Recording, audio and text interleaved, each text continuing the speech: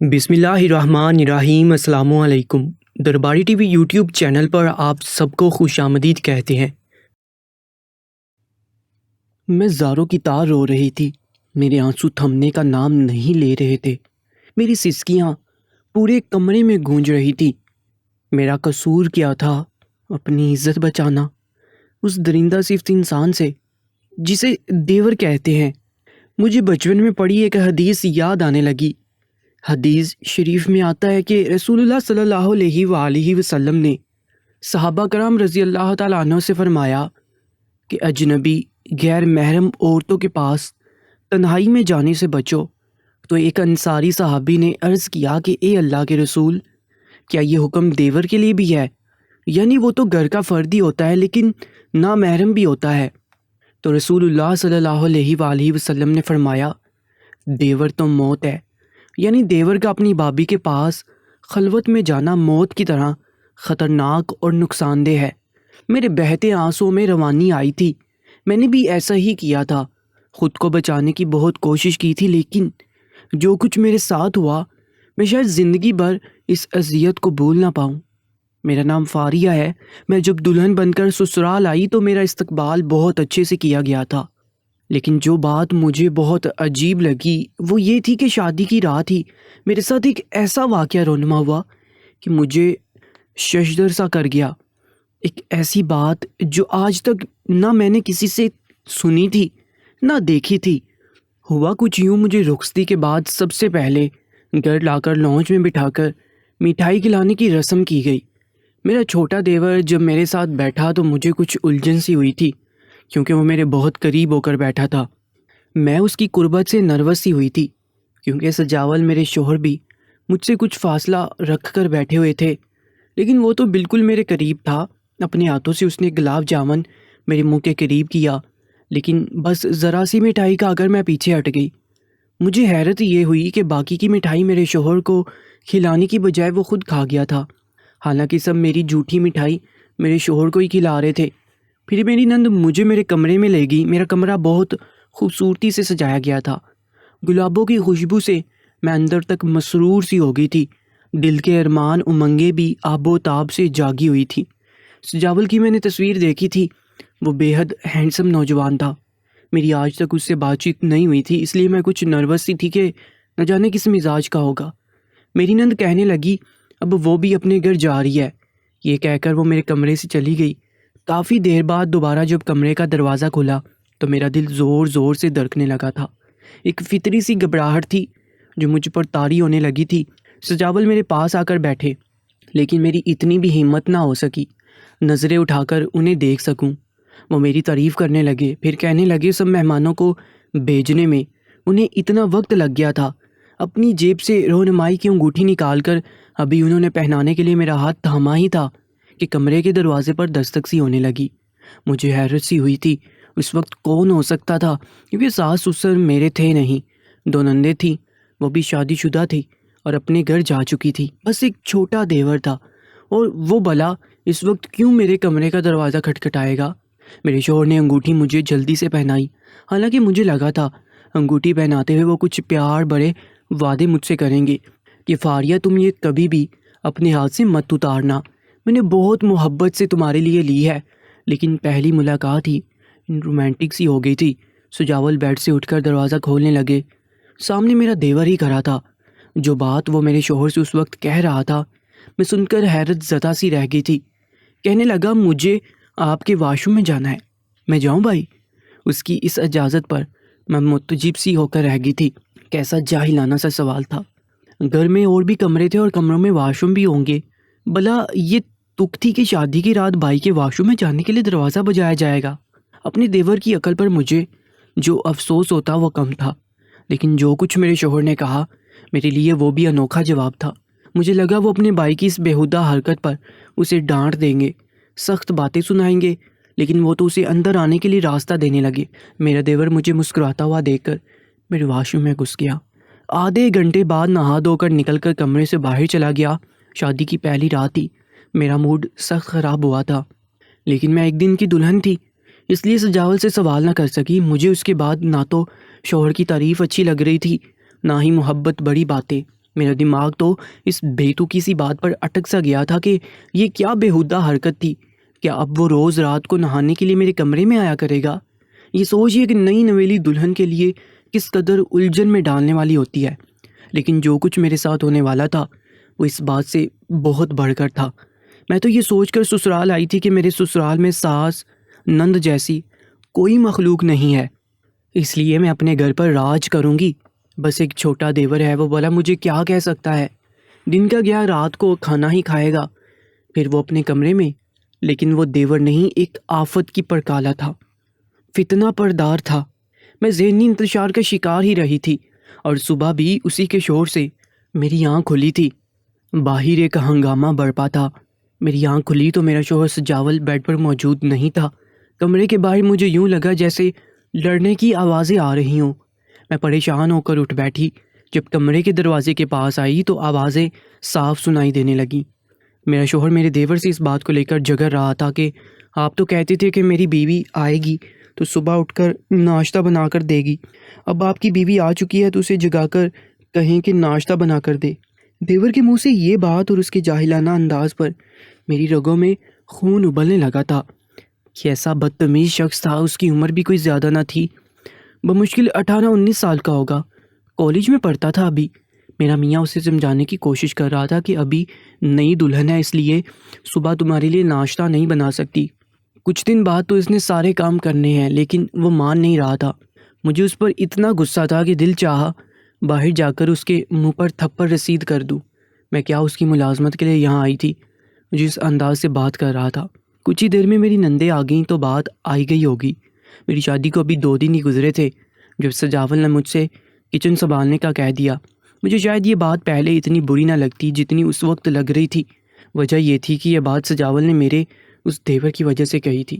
وہ پہلے ہی دن سے مجھے ایک آنکھ نہیں بایا تھا، لیکن سجاول نے مجھ سے یہی کہا کہ گھر پر کوئی خاتون نہیں ہے، اس لیے تم بس کھانے کی ذمہ داری سنبھال لو، باقی ہر کام کے لیے ملازمہ آتی ہیں.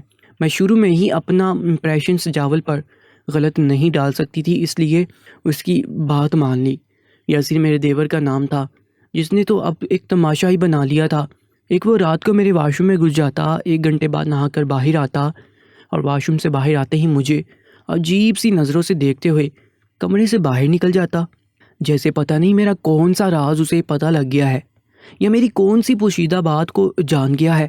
اس کی نظریں مجھے اپنے وجود پر چبھتی تھی. میرا شوہر بھی اسے نہیں ٹوکتا تھا. جو میں نے اپنے شوہر سے اس بات کا ذکر کیا کہ یاسر کے اپنے کمرے میں بھی تو واش روم ہے، پھر وہ میرے کمرے میں کیوں آتا ہے؟ وہ کہنے لگے اسے بچپن سے اسی واش روم کو استعمال کرنے کی عادت ہے، آہستہ آہستہ ہٹ جائے گا. لیکن وہ تو اب حد سے بھی بڑھ گیا تھا. صبح بھی ہمارے کمرے کا دروازہ بجانے لگتا. جب میں دروازہ کھولتی تو ہاتھ میں کپڑے لیے کھڑا ہوتا کہ اسے واش روم جانا ہے. مجھے اس کی اس قسم کی حرکتوں سے چڑسی ہونے لگی تھی. سجاول بھی منع نہیں کرتے تھے، کہتے تھے بچہ ہے، وقت کے ساتھ ساتھ سمجھ آئے گا. اب وہ اتنا بھی بچہ نہ تھا. دوسری عجیب بات جو میرے ساتھ ہونے لگی تھی وہ مجھے ٹک ٹکی باندھے دیکھنے لگا تھا. جب تک ہم ڈنر کرتے رہتے اس کی نظریں مجھ پر ہی ٹکی رہتی. میں نے اسے 1-2 بار گھور کر بھی دیکھا کہ وہ اپنی اس حرکت سے باز آ جائے، لیکن وہ یوں ہی بدتمیزوں کی طرح مجھے دیکھتا رہتا تھا. ایک بار جو بات اس نے مجھ سے کی میں حیرت زدہ رہ گئی تھی. وہ کالج سے آتے ہی میرے کمرے میں نہانے گیا تھا. میں کچن میں کھانا بنا رہی تھی جب وہ نہا کر کچن کے دروازے کے پاس کھڑا ہو کر مجھے دیکھنے لگا. مجھے جب اس کی نظروں سے الجھن سی محسوس ہوئی تو میں نے پلٹ کر دیکھا تو وہ کچن کے دروازے پر کھڑا تھا. مجھ سے کہنے لگا آپ کے کپڑوں کی چوائس بہت اعلیٰ ہے، آپ بہت خوبصورت کپڑے پہنتی ہیں. میں نے اس کی اس بات پر اس سے حیرت سے دیکھا تھا. یہ بات اگر سجاول کہتے تو مجھے اچھا بھی لگتا. وہ لڑکا تو مجھے پہلے ہی ایک آنکھ نہیں باتا تھا. میں نے کہا شرم نہیں آتی تمہیں؟ میں تمہاری بھابھی ہوں، اور بھابھی بڑی بہنوں جیسی ہوتی ہے. میری بات سن کر وہ کندھے اچکا کر لاپرواہی سے بولا کہ تو میں نے آپ سے ایسا کیا کہہ دیا؟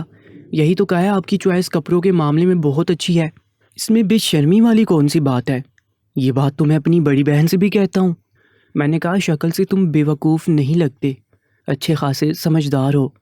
برا نہیں لگتا تمہیں بھابھی کا کمرہ یوز کرتے ہوئے؟ تمہارے اپنے کمرے میں بھی واش روم ہے، تم وہ استعمال کیوں نہیں کرتے؟ میرے کمرے میں ہی کیوں آتے ہو؟ جو جواب اس نے مجھے دیا میں سوچ میں پڑ گئی تھی. کہنے لگا جو بات آپ کے واش روم میں ہے وہ کہیں اور نہیں ہے، اس لیے وہیں جاتا ہوں۔ پھر جب بھائی کو اعتراض نہیں ہے تو آپ کو کیوں ہے؟ یہ کہہ کر وہ مجھے پھر سے انہیں عجیب نظروں سے دیکھتا ہوا باہر چلا گیا، جن نظروں سے مجھے سخت چیڑ تھی۔ ایک بار جب وہ نہا کر واش روم سے نکل کر گیا تو میں واش روم میں چلی گئی کہ دیکھوں ایسا بھی میرے واش روم میں کیا ہے، لیکن جب میں نے واش روم کا جائزہ لیا مجھے حیرت کا جھٹکا لگا تھا۔ واش روم میں میرے رات والے کپڑے ٹنگے ہوئے تھے۔ مجھے وہ دیکھ کر حیرت ہوئی تھی کیونکہ میں اپنے کپڑے واشنگ مشین میں رکھ چکی تھی۔ میرے کپڑے واش روم میں کس نے رکھے ہوں گے؟ سجاول تو ویسے بھی لاپرواہ طبیعت کے مالک تھے، ایسا نہیں کر سکتے تھے۔ وہ تو اپنی چیزیں بھی رکھ کر بھول جاتے تھے، مجھ سے مانگتے تھے۔ تو کیا میرا دیور؟ اس سوچ نے میرے ہوش اڑائے تھے۔ کس قسم کا لڑکا تھا یہ؟ میرے کپڑے واش روم میں رکھ کر کرتا گیا تھا۔ کیا یہ مجھ پر بری نظر رکھنے لگا تھا اور میرے لباس سے فائدہ اٹھاتا تھا؟ اس خیال نے مجھے بدحواسی میں مبتلا کر دیا تھا کیونکہ وہ مجھے کھانے کے دوران ٹکٹکی باندھے دیکھتا رہتا تھا، کبھی میرے کپڑوں کی تعریف کرتا تھا۔ جب بھی میں سجاول کے ساتھ لاؤنج میں بیٹھی ٹی وی دیکھ رہی ہوتی، ہم کسی بات پر ہنس بول رہے ہوتے، تو وہ اپنے کمرے سے باہر نکل کر جب ہمیں ایک ساتھ دیکھتا تو غصے سے ماتھے پر بر ڈالے کبھی کچن میں چلا جاتا، کبھی بے مقصد لاؤنج میں گھومنے لگتا تاکہ ہم آپس میں بیٹھ کر ٹی وی نہ دیکھ سکے۔ اسے نہ جانے مسئلہ کیا تھا۔ رات کو ہم کمرے میں ہوتے تو وہ واش روم جانے کے بہانے ایک گھنٹہ میرے واش روم سے نہیں نکلتا تھا۔ کبھی ہم باہر کھانے کا پلان بناتے تو تب وہ ضد کرتا، ہمارے ساتھ جانے کو تیار ہو جاتا۔ میں اگر سجاول سے کچھ کہتی تو وہ کہتے بچہ ہے، اکیلا گھر پر کیا کرے گا، تم کیوں اتنے سے بچے سے چڑتی ہو؟ مجھے سجاول کی بات بھی بری لگنے لگتی، وہ اتنا بچہ بھی نہیں تھا۔ مجھے لگتا تھا کہ اسے ہم دونوں میاں بیوی کی رفاقت سے مسئلہ تھا۔ کبھی رات کے 3 بجے وہ سجاول کو کال کر دیتا کہ بھائی میری طبیعت ٹھیک نہیں ہے، میرے کمرے میں آ جائیں۔ سجاول فکر مندی سے باہر نکل جاتے، پھر پوری رات کمرے میں نہیں آتے۔ گو کہ وہ میرے ساتھ سجاول کو برداشت نہیں کرتا تھا، اور سجاول وہ اپنے چھوٹے بھائی سے اتنا پیار کرتے تھے کہ انہیں اس کی گندی نیت نظر ہی نہیں آتی تھی۔ ایک بار میں کچن میں کھانا پکا کر پسینے سے شرابور اپنے کمرے میں داخل ہوئی تو یاسر میرے کمرے میں پہلے سے موجود تھا۔ میرا وارڈروب کھولے، میرے فینسی لباس کو ہاتھ میں پکڑے عجیب سی حرکتیں کر رہا تھا۔ مجھے دیکھ کر شرم سی آنے لگی، مجھے دیکھ کر وہ گھبرا سا گیا تھا۔ میں نے کہا تم میرے کمرے میں کیا کر رہے ہو؟ کہنے لگا بھابھی میں یہ آپ کا سوٹ لے لوں؟ اس کے سوال پر دنگ سی رہ گئی۔ میں وہ سوٹ 2 دن پہلے ہی اپنی نند کے گھر دعوت پر پہن کر گئی تھی اور واپسی پر میں ہینگر میں لگا کر رکھ دیا تھا۔ میں نے کہا تم کیا کرو گے؟ لیڈیز سوٹ کا۔ کہنے لگا اس میں آپ کی خوشبو بسی ہے جو مجھے بہت اچھی لگتی ہے۔ اس کی باتیں میرے ہوش اڑانے کے لیے کافی تھیں۔ وہ میرا جوڑا لے کر کمرے سے باہر نکل گیا، لیکن میرا دل دھک سے رہ گیا تھا۔ یہ لڑکا کس قسم کی بات کر کے گیا تھا مجھ سے؟ میں پورا دن گھر میں اس کے ساتھ اکیلی ہوتی ہوں۔ سجاول تو صبح کے آفس گئے رات کو لوٹتے ہیں، یہ کالج سے واپس آ کر نہیں جاتا، ہر وقت لاؤنج میں بیٹھا رہتا ہے یا پھر میرے واش روم گھسا رہتا ہے۔ مجھے اپنے دیور سے خوف سا محسوس ہونے لگا تھا، لیکن میرا شوہر تھا کہ اس کے خلاف کچھ بھی سننے کو تیار نہ تھا۔ میں جب بھی سجاول سے یاسر کی حرکتوں کے بارے میں کچھ بھی کہتی، وہ مجھ سے یہی کہتا سسرال کے نام پر تمہیں بس ایک بے ضرر سا دیور ہی تو ملا ہے، وہ بھی تم سے برداشت نہیں ہے۔ میری بہنیں تو مہینوں سسرال سے میرے گھر نہیں آتی جو تمہیں سنبھالنا پڑے۔ بچہ ہے، وہ شادی سے پہلے بھی میرے پاس اسی کمرے میں رہتا تھا، میرے ساتھ سوتا تھا، اس لیے اسے اس کمرے کا واش روم استعمال کرنے کی عادت ہے۔ لیکن تمہیں اس بچے سے نہ جانے اتنی سی بات پر کیوں اتنی پرخاش ہو گئی ہے؟ سجاول سے میں نے ذرا سی بات کیا کر دی، انہوں نے میری بات پوری سنے بنا ہی مجھے ٹھیک ٹھاک سنا دی اور غصے سے کمرے سے باہر نکل گئے۔ کہنے لگے رہو اکیلی اس کمرے میں بھی یہاں سے باہر چلا جاتا ہوں، کل کو تمہیں مجھ پر بھی اعتراضات شروع ہو جائیں گے میری ذرا سی بات پر۔ سجاول نے مجھ سے کئی دن بات چیت بند رکھی۔ کہنے لگے تم اگر یہ چاہتی ہو کہ تمہارے لیے میں اپنا بھائی چھوڑ دوں تو یہ بھی کبھی نہیں کروں گا۔ میں بے حد پریشان ہو گئی تھی۔ سجاول میری بات کو غلط رنگ دے رہے تھے، میں دوسری جانب میرے دیور کی حرکتیں بڑھتی جا رہی تھیں۔ میرے واش روم میں میرا ہی لباس پڑا ہوتا جو میں ایک دن پہلے اتار کر واشنگ مشین میں رکھتی تھی۔ میرے شوہر کے لیے شاید یہ بات ایک معمولی سی ہو کہ میرا لباس وہ نہانے سے پہلے میرے واش روم میں لے جا کر کرتا کیا ہے، لیکن میرے لیے یہ بات معمولی نہیں تھی۔ اس بارے میں جو سوچ میرے ذہن میں گردش کر رہی تھی وہ میرے لیے پل پل اذیت کا باعث تھی۔ کسی بھی عورت کے لیے یہ بات ذہنی اذیت کا باعث ہی ہو سکتی ہے۔ آخر وہ کیوں میرا لباس لے کر واش روم جاتا؟ اس کے ساتھ کرتا کیا ہے؟ 1 گھنٹہ وہ میرے واش روم میرے کپڑوں کے ساتھ کون سی ہوس کو تسکین دیتا ہے؟ اگر وہ ایسا کرتا ہے تو کبھی موقع پا کر میرے ساتھ بھی؟ اس سوچ نے میرے اندر میری روح تک کو لرزا کے رکھ دیا تھا۔ اور اگر یاسر میرے ساتھ کچھ بھی غلط کر جاتا تو سجاول مجھ کو جھوٹا سمجھتے۔ میں شش و پنج میں مبتلا ہو چکی تھی کہ کیا کروں۔ ایک طرف میرا گھر تھا اور دوسری طرف میری عزت۔ کس کو بچاتی اور کس کو داؤ پر لگا دیتی؟ میں ایک بہت بڑی ذہنی اذیت سے گزر رہی تھی۔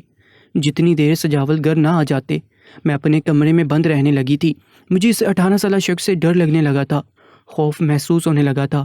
سجاول کا رویہ بھی مجھ سے کھینچا کھینچا سا ہو چکا تھا۔ وہ یہ سمجھتے تھے کہ میں انہیں ان کے بھائی سے جدا کرنا چاہتی ہوں، جان بوجھ کر ایسا کر رہی ہوں۔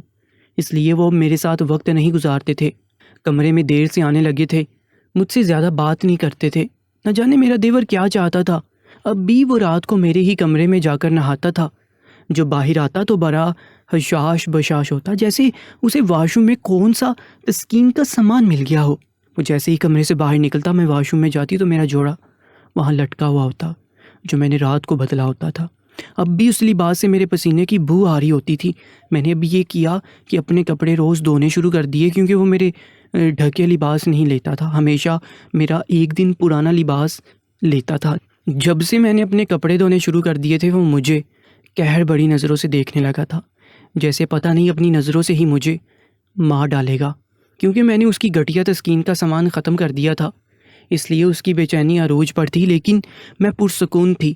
وہ بے قرار رہنے لگا تھا، کبھی اپنے ناخن منہ میں ڈالے کترنے لگتا، کبھی مجھے گور گور کر غصے سے دیکھتا۔